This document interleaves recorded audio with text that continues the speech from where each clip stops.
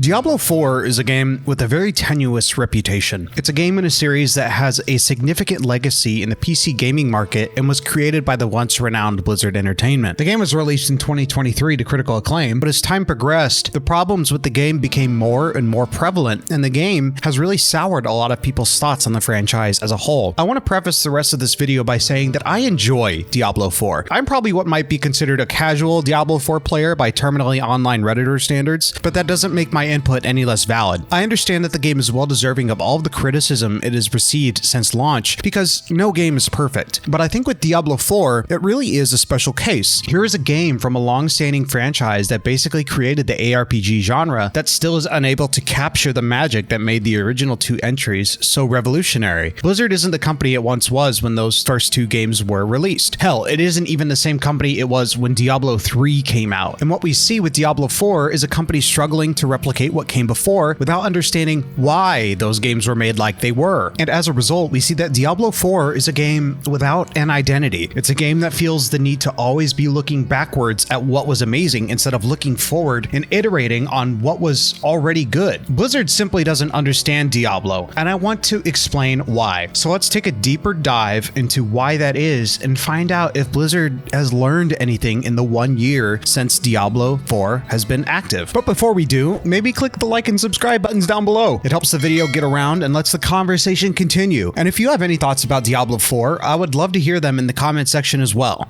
Now, let's dive in. From the very beginning, I think it's fair to say that Blizzard failed to really understand what made Diablo the monolith it is today. For context, Diablo 1 and 2 were developed not by Blizzard Entertainment proper, but by a team that they purchased called Condor that was later renamed to Blizzard North. Despite having the Blizzard name, the team had full autonomy to do whatever they wanted as long as they developed the Diablo series. And so they did. This very small team of developers came together to create one of the most unique dungeon crawling experiences the PC market had seen up to that point. Diablo 1 was the first of its kind, a real-time isometric action RPG with a dark, brooding aesthetic with a great presentation and multiplayer. It was a smash hit for Blizzard, so they commissioned a sequel. And if you know anything about the ARPG genre, then this is where things get interesting. Diablo 2 set out to do everything Diablo 1 did, but better. More character classes, more interesting loot that kept you grinding for hours upon hours, many biomes and enemies to fight to keep the gameplay interesting, and just an overall more dense, more atmospheric experience. It's a game that can feasibly be played forever because of how all of the variables work in tandem to keep the experience fresh and unique each time you play. The entire appeal of Diablo is seeing your character progress from a slow-moving, wimpy damage dealer into a literal tornado that brings nothing but death and destruction in its wake. It's a game that every developer that makes an ARPG uses as the golden standard. If Diablo 2 does it, it's probably gonna be good. The loot philosophy behind Diablo 2 is what made the game stand out when it first released back in the 90s. In an interview with Ars Technica, project and design lead for Diablo 2, David Brevik said, quote, "The loot lottery is kind of a system by which randomizers are generated. The best analogy is it's a slot machine. Every time you kill a monster, you put a quarter into the slot machine and pull the lever, and out could come nothing. You could get your quarter back, or you could hit a jackpot. So if you could think of pulling the levers every time you kill a monster, it's got kind of this addictive quality, just like slot machines are addictive. So is the I am going to maybe win something big here," end quote. Diablo's loot was very much designed with that slot machine quality, where not every kill could result in a piece of loot, but when one did drop, it really meant something. Even if it was a white rarity that was already outpaced by what you had in that slot, you could sell it or use it for crafting materials. The game didn't barrage you with garbage in order to overburden you with loot. It carefully balanced it in a way that made each and every drop valuable in its own way, while also pleasing that dopamine receptor in your brain. This is what made the loot in Diablo 2 so amazing, and so it became the gold standard for ARPGs everywhere. We can see many games try to take up the mantle of Diablo 2's successor pretty often, but I think the one game that was most successful in that pursuit was Path of Exile, which is strange to think about. You would think that Diablo 3 would carry the torch as a Diablo 2 successor, a game that improves upon everything 2 set out to do and carry the legacy of the franchise forward into bigger and better places. But no, it didn't. Diablo 3 was a game that struggled for a a long time. While it was initially going to be developed by the same team behind Diablo 1 and 2, it became clear that the scope of the project was much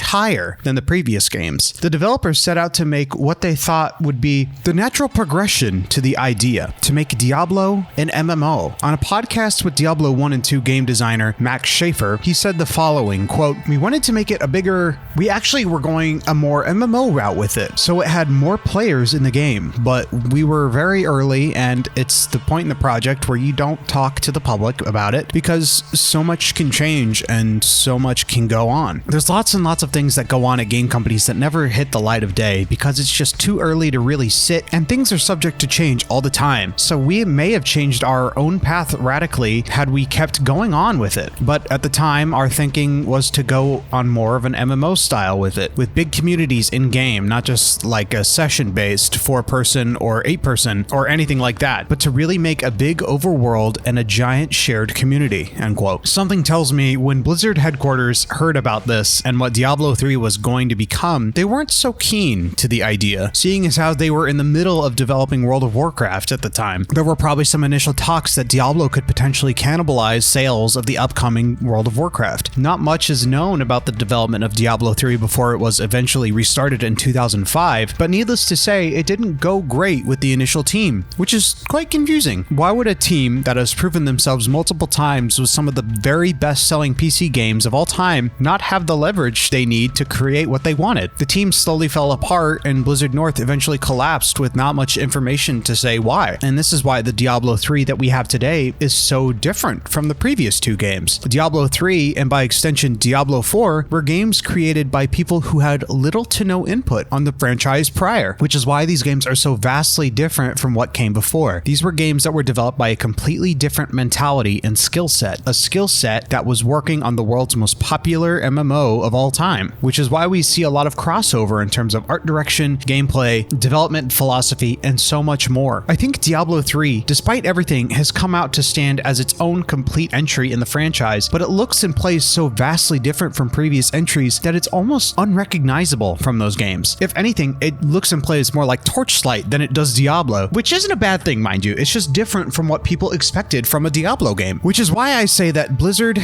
doesn't understand Diablo. The developers behind Diablo 3 and 4 misunderstood the assignment in different ways, but I think 4 is the most egregious in the way it handles the ideas it sets out to do. The developers' hearts are in the right place, but I think ultimately the goal of the project is misguided. You will never be able to recapture what made something so special in the first place, in this case Diablo 2, because it was made by its own people at that time and place, and that's something that can never be recaptured. Diablo 4 is a game that constantly buckles under the weight of its own ambitions because it doesn't want to be its own game. It wants to be something else. It wants to be Diablo 2, which is something it will never be. And instead of trying to be its own thing, it ends up being this hollow imitation, a shambling corpse being puppeteered by systems and mechanics that all ultimately miss the point and don't understand what makes Diablo good. I think that examining the release of the game is a great place to start when examining Diablo 4. Back in 2023, Diablo 4 released in pretty high regard both critically and commercially. The game took strides to introduce a lot of new things into the Diablo universe, such as an open world, a vast story with great writing, impressive and immersive visuals, and enough loot to please even the most diehard fan. And what do you know? They made it a type of MMO, just like the original developers behind Diablo 1 and 2 wanted. It seemed like everything was going great for the newest entry in the Devil Slaying franchise. Everything always seems so great a week or two after launch, doesn't it? Even if the game has its issues, we can overlook them because the overall package is just so great. Diablo 4, in terms of visual, audio, effects, UI, and presentation, craftsmanship, are all divine. No expense was spared in terms of how the game should appear to the senses. This is Blizzard's design team at the top of their craft and really pushing the boundaries of AAA game development. But then the honeymoon period wears off, and those little issues that you thought you could overlook just become more and more glaring. The open world that seems so vast with lots to do and kill seems so empty after the story's over. The loot that you've been picking up kinda sucks. It's all too niche and doesn't fit my build at all. And once you're done with the story, you're somehow only level 50. And for some reason, that's not even the halfway point to level 100 because of the way XP curves work. So now I have to grind these side activities and world bosses to get to max level, but also everything is level scaled, so there's no real content to work towards? And how many hours is all this supposed to take? Oh, just 35 hours to do the campaign alone, no big deal. And now Blizzard is saying that they want me to do it all again next season? What is going on? I thought things were great.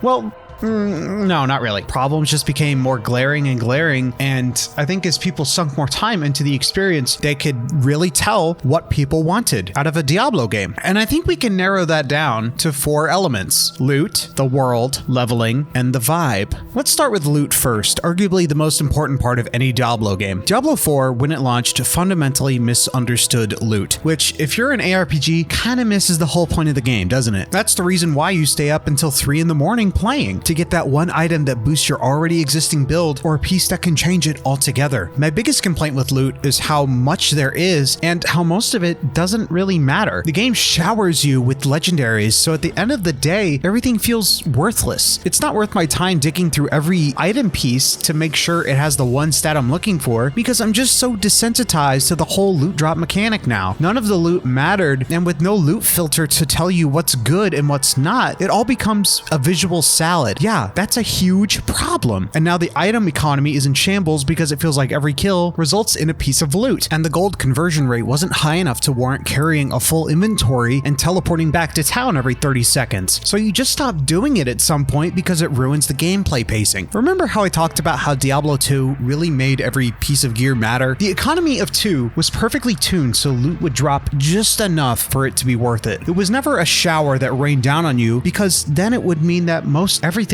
would be worthless. You would already have what you need. I gotta say, at launch, it was great fun seeing all the loot drop, and it was even fun seeing a legendary for the first time. Like, oh shit, let's see what this does. Oh my god, this thing can make my leap create mini earthquakes? That's awesome. Sign me up. It's crazy that I get this at level 10, but okay. But now you're inundated with legendaries after every dungeon, and when you have a different legendary aspect in every slot, you become heavily reliant on them to do anything fun. They lose all of their charm when you have more than one equipped, because all of the effects proc and fill the screen with nonsense. But that nonsense matters in order for your character to work and to function. I'd much rather prefer if you were limited to one legendary, but that's not how the game is designed now. You're supposed to extract the legendary aspects for these weapons to add to your codex, so you can stack as many effects as there are gear slots. And legendaries always have more affixes than a yellow piece of gear, so what's the point in choosing a yellow over a legendary? This basically makes anything under a legendary worthless, and that's not how a good loot system works. Gear sets are gone as well, a favorite of gear hunters everywhere because they keep you grinding for something specific. These can be class-altering pieces of armor that give you unique effects once you hit a certain amount of pieces of the set equipped. These are currently not in the game, and I think it's a massive downside. When I think of ARPGs, I think of gear sets because of their uniqueness and rarity. It always felt like I was working on completing a collection, and I wouldn't stop looking for a set until I had all the pieces. It's just another layer on top of the loot game that is missing and needs to be added back pronto. Anything that keeps me engaged in the current experience is a plus, if you ask me. While sets are gone, uniques make a return but are basically worthless because they're so incredibly niche. These are pieces of gear that will always have the same effect and same 4 affixes, just with different number rolls, so they will only benefit builds with certain skills and abilities. Already a huge downgrade from legendaries, because with legendaries, you can at least swap their passive effect and add new affixes on top of them. And uniques are very rarely viable to equip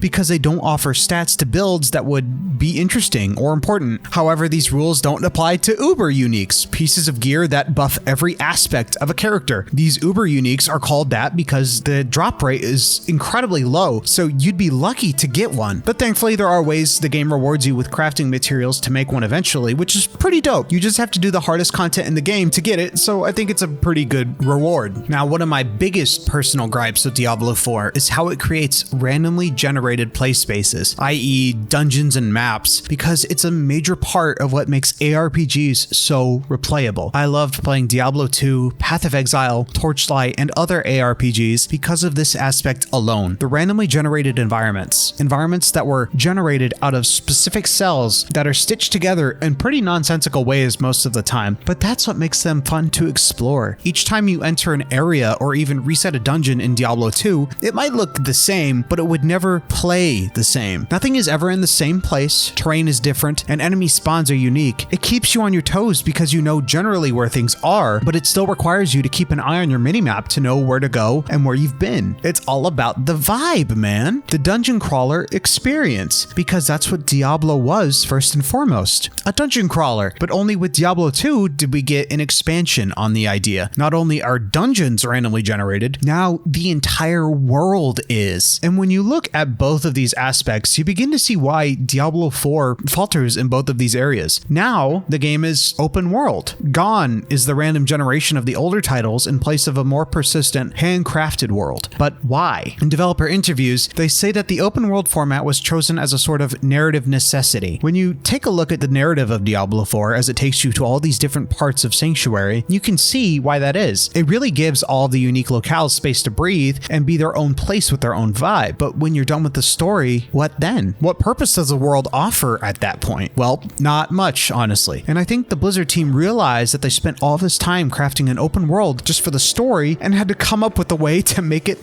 not so worthless. Because you have to understand something. Diablo is a game that you play with multiple characters, not just one. And what's the point of all this different loot if you can't use it in different ways? So when Season 1 rolls around, the devs expected players to complete everything they did with their first characters. So if you spent all of your time on your first character completing every side quest, every dungeon, every stronghold, you had to do it again. It made no sense whatsoever. But they quickly realized that, oh yeah, players probably wouldn't want to do that more than once, and quickly rectified that issue. But the fact that it was even an issue in the first place speaks volumes. So what's another reason to keep the open world around? Well, if you ask me, it's to make that MMO aspect of the game more prevalent. In a persistent world, you're more likely to feel more immersed when playing alongside other characters. You get to know locations and have a common language that you can share with your friends while you play. Like, oh, I finished my pit runs in Karagar. Do you want to go to the Helltide happening in Kyovashad right now? And after that, meet me in Skazglen because there's a Legion event happening soon. But making Diablo an MMO ruins part of the Diablo experience. Diablo is a game that needs to be experienced either alone or with a small group of friends because it's a game all about isolation. And the MMO aspect adds nothing to this experience. When I see another player in the open world, I usually only give them a passing hello from the emote wheel. Nothing more. Because we're all just running around grinding the same content. We're busy and we have stuff to do. It doesn't make any sense to form a party unless you're doing super bosses because the game scales to your level anyway. And when the game was released, there was nothing to do once you hit max level other than to kill Uber Lilith, farm nightmare dungeons, and do Helltides, basically all stuff you do in the open world, with the exception of a few super bosses that are hiding in their own little battle arenas. The world feels empty and without character at that point. When the entirety of the map is scaled to my level and every town has the same vendor with minor dialogue changes, nothing really sticks out. It's all one boring,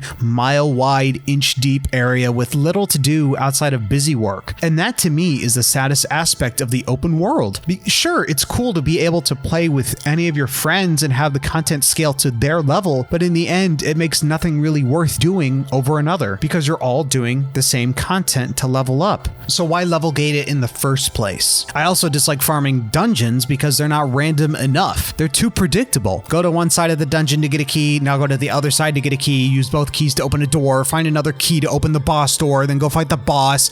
Now repeat this forever. I appreciate the team going through the effort to make a lot of new tile sets for the dungeons, but at the end of the day, they're all too samey to really make a difference. All of these dungeons have clear identities, but even playing the same dungeon in a row, you can tell that the minimap shape is far too similar to the previous one. The best way I can describe the dungeon generation in this game is like a subdivision. Dungeons are always generated with one through line with multiple little branches to lead to other locations, and all these little branches end in a roundabout that leads you back to the main path. And once you see it, it's hard to unsee. I don't know if it's a bad take or not, but give me back the world and dungeon generation from Diablo 2, where you can enter the same cell 5 times in a row and a boss is in a room you don't expect it to be in. This is what dungeon crawling is all about. Experiencing the unexpected and being on the tip of your toes. Diablo 4 doesn't understand that and instead makes the dungeoneering experience feel like a Sunday drive. Very pretty, but boring. And like, let's talk about these little worthless side events in the world. Like, why are there sellers even in the game? They're just worse dungeons with nothing unique to offer.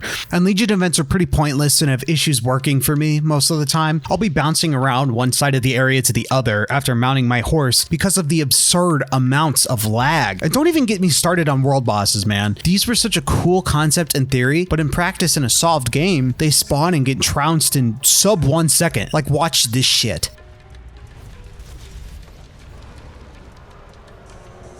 Insane. At risk of sounding like a broken record, let's just say I'm not the biggest advocate for the open world. The way it's designed feels antithetical to pacing, and its existence contributes to another huge downside of the game: leveling and scaling. Leveling in Diablo 4 is not a journey, because like it or not, you're going to be getting from 1 to 100 in the same place you started, and you're going to be grinding the same Helltide locations until you're sick of it, because the entire game is developed around its scaling to you. Enemies you fight at the bottom of the map are going to be the same level at the top, so there's no sense of journey anymore. It really makes the entire world feel so devoid of challenge when you can slay anything in the same amount of time as you did at level 5, but now you're pressing 4 buttons instead of 1. And without a story, there is no direction in getting your character to higher levels other than farming whispers for the tree. It doesn't feel thought out at all, and when I start a new character, I'm always disheartened because 1 to 50 is such an afterthought for leveling. It's clear that the majority of the thought went into developing the 50 to 100 gameplay experience, and that's the one thing that disincentivizes me to make a new character. I usually love leveling in ARPGs, but without a journey to guide me through the areas with new monsters to slay and new challenges to overcome, what's the purpose of it? That's what Diablo 1, 2, and even 3 understood, that you need new challenges throughout your game. And when you're fighting in the same sandbox from characters 1 to 12, you're bound to get bored at some point. I think the 50 to 100 leveling experience is okay at best. I just dislike farming the same activities over and over again in an attempt to get to higher world tiers faster. I generally don't have complaints with the Paragon boards. I think it's a neat twist on the leveling system that Path of Exile has, but much more basic, which is fine. It's just inoffensive. The leveling experience has really come a long way since launch, when it was really a slog to hit level cap, but it still feels like it has a ways to go to keep the player engaged during the whole process. All in all, I think the game needs more things to do from 1 to 100. I think a good idea would be to make something more linear, like how all of the previous games play. It really helps the player have a sense of progress and growth of power as they tackle bigger and badder challenges. Because as it stands right now, my character feels just as strong as they did at level 1, because the bosses I'm killing at 100 are the same bosses I killed during leveling. It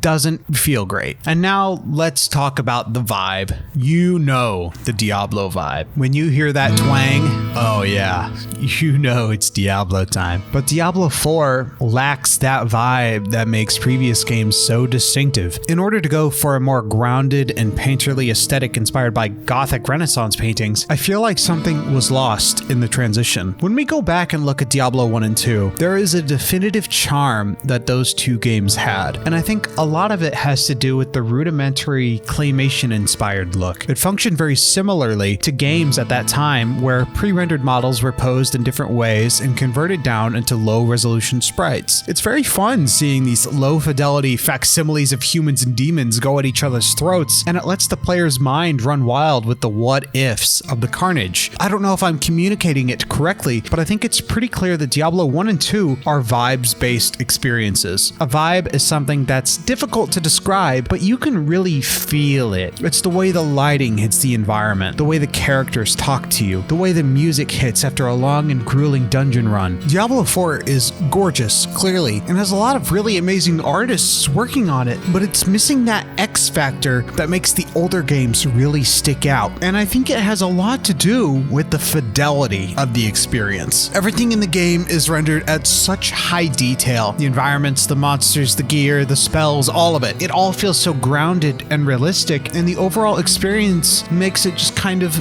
dull. It's missing that uncanny valley that made the original two games such seminal experiences, not just for the ARPG genre, but for horror games as well. Diablo 4 isn't a horror game, it's an action game, and it really does everything it can to make the world as inviting as possible while still making it bloody and gory and sloppy and wet, and yeah, you get the picture. The soundscape is another important aspect. The music was such a vital part of classic Diablo, and that's where the majority of the series' identity comes from. That good old Tristram theme. Everything comes back to Tristram, doesn't it? It's really fitting in a way. It's Blizzard's way of saying, look, we peaked in 1996, let us have this. It's also a way to try and get back some semblance of nostalgia the player might have for those earlier entries without really working for it. It's all a feeble attempt to try and capture what came before without making its own identity.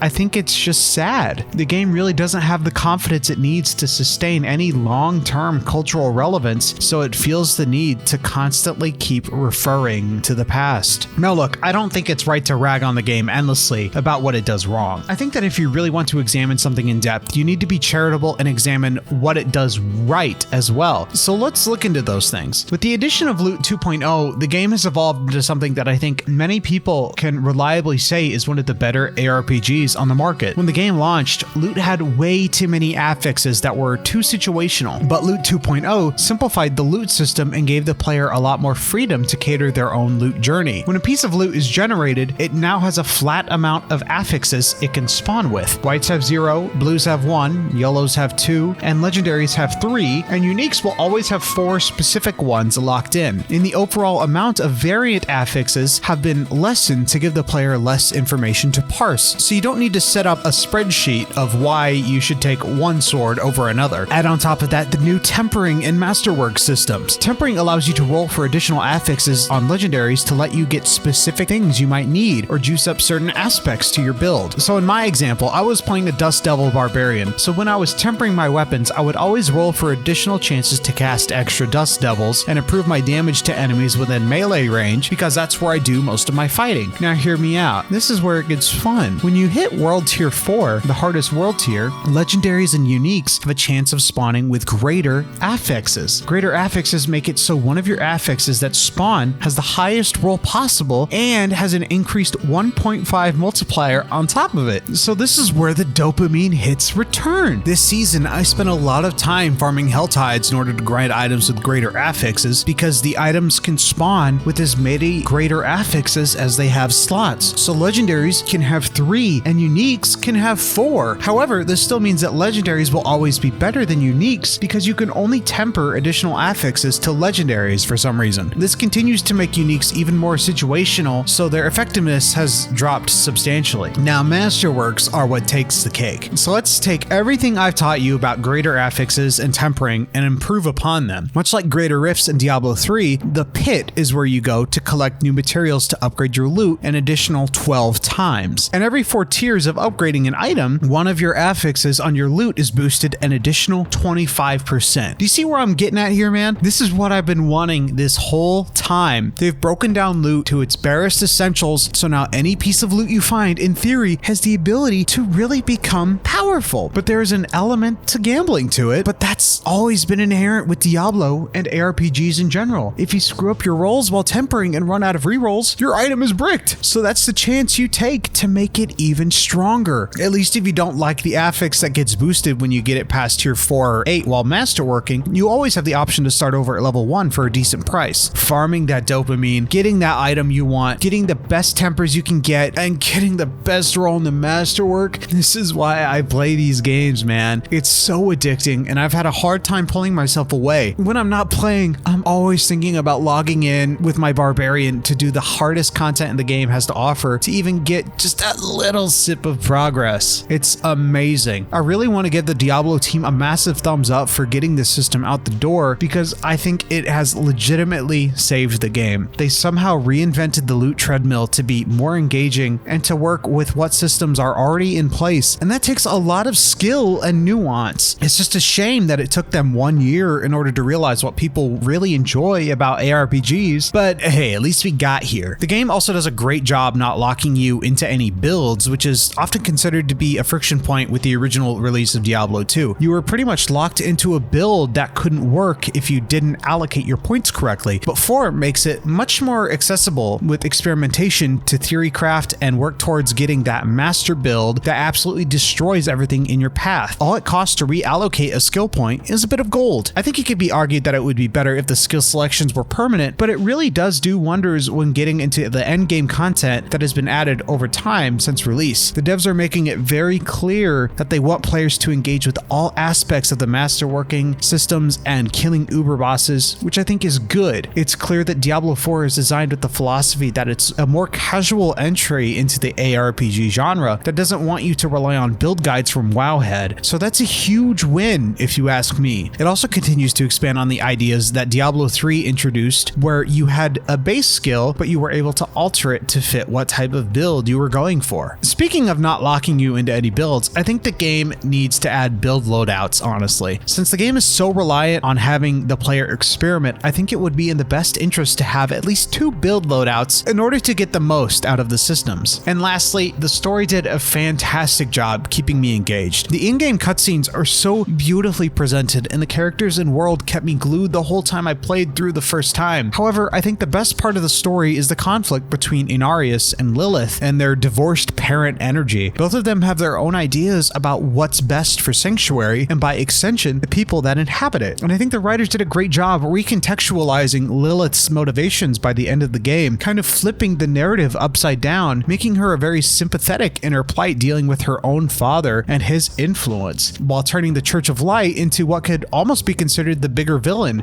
because of Inarius' ego. Is Lilith a good person?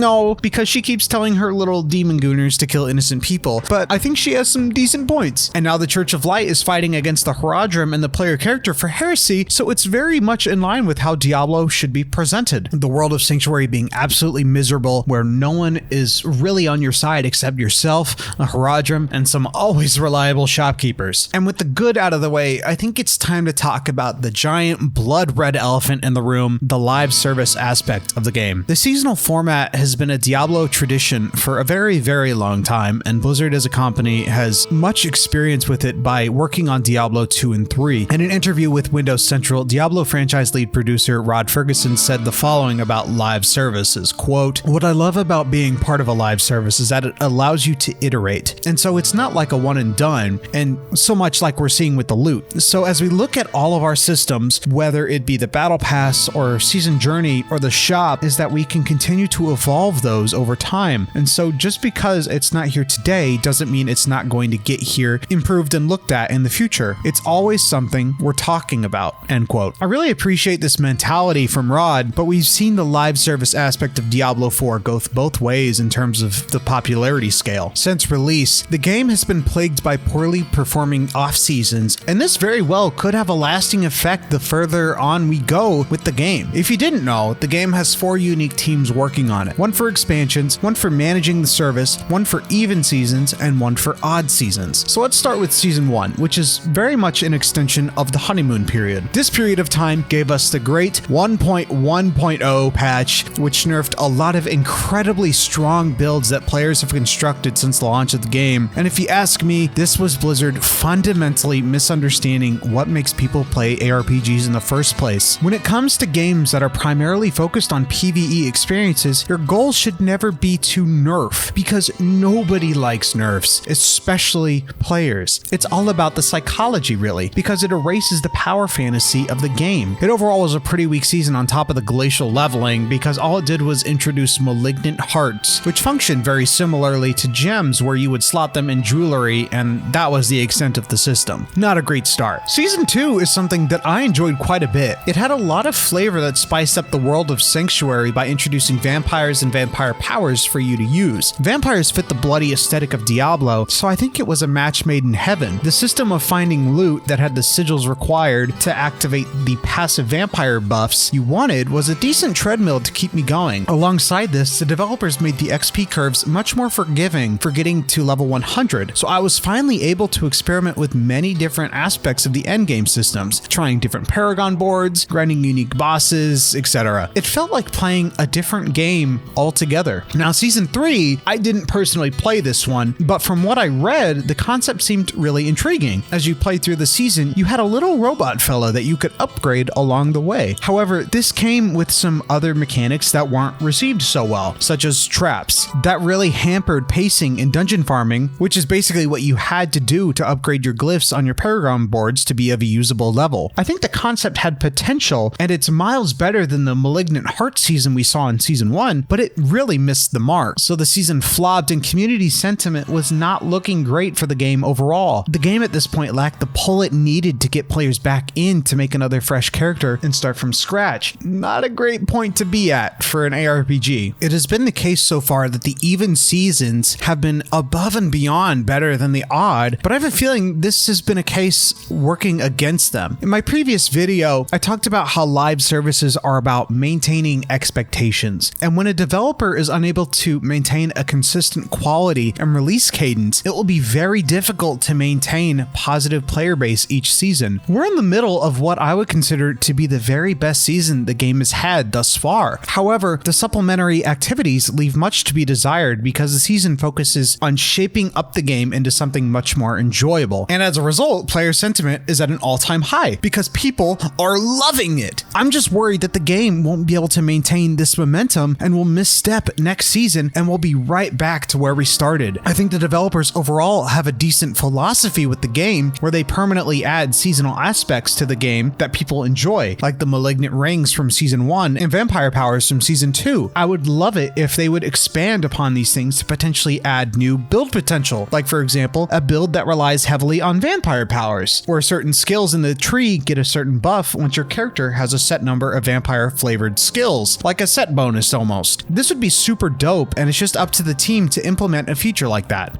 So, has live service been a good or bad thing? I think it could be argued that when you take a step back and observe it as a whole, the live service aspect of the game has been positive. The battle pass has been pretty non-invasive as it only offers cosmetics when you pay in. The smoldering ashes on offer that make it easier to level alts during the season are level gated, and you are only able to redeem them once one of your characters reaches a certain level. Previous seasons also introduced new items into the loot pools that give the players more aspects and uniques to play around with. I think this is a great change and allows for a lot more experimentation on the player's part. And with the addition of Loot 2.0, the game is in the best place it's been, both in player sentiment and retention, with players continuously coming back for more. The game is clearly in a much better spot than it was at launch. So now the question remains, where do we go from here? Well, Vessel of Hatred is on its way later this year with a new class, new skills, and unique mercenaries that we saw in Diablo 2 and 3, so I think the game is in a great spot to keep growing, and Blizzard is finally learning what people like about the series again, but only time will tell. We can only hope that Blizzard has learned their lessons with the launch of the game and move away from what didn't work and move closer to what did. But I think it's also an important question to ask. Does Diablo 4 need to do everything Diablo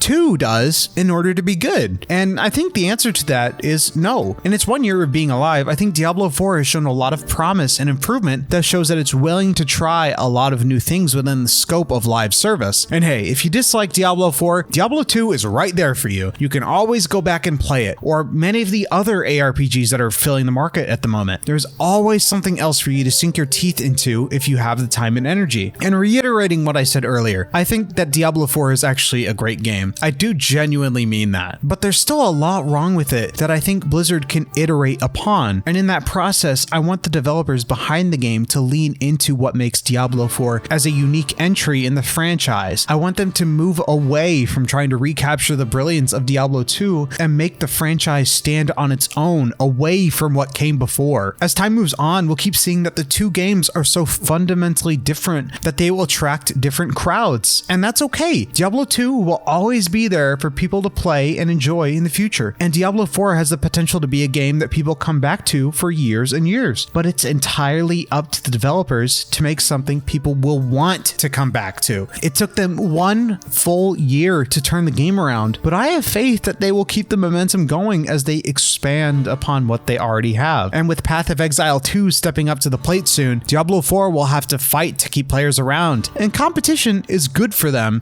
to make the best game that people will want to play. Blizzard still might understand Diablo. Hell, they still might not even know what makes a good Diablo game, but they're starting to. And I think that's cause for hope yet.